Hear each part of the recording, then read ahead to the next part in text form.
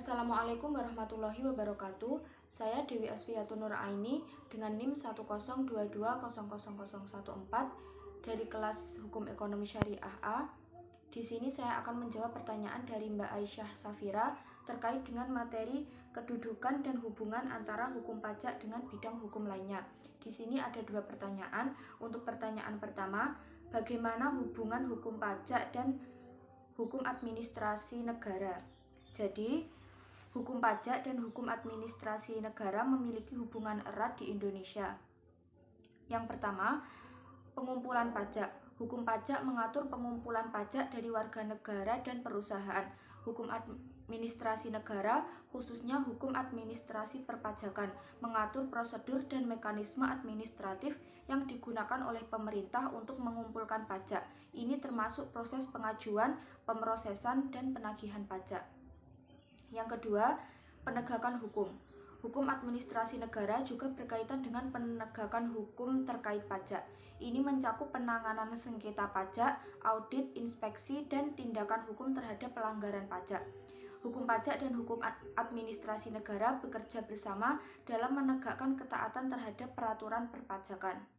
Yang ketiga, regulasi pajak. Pemerintah Indonesia mengeluarkan peraturan perpajakan dan aturan administratif untuk mengatur berbagai aspek pajak. Hukum administrasi negara memastikan implementasi dan penegakan peraturan-peraturan ini. Yang keempat, perlindungan hak warga negara.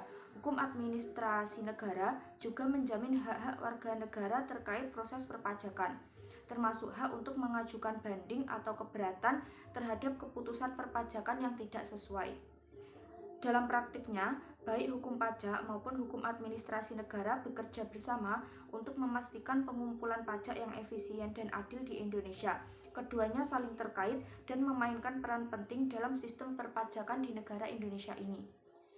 Selanjutnya, untuk pertanyaan yang kedua, hukum pajak itu berkesinambungan dengan hukum apa saja dan itu diperkuat dengan legalitas hukum seperti apa? Jadi, hukum pajak di Indonesia berkesinambungan dengan hukum umum yang berlaku di negara Indonesia saat ini.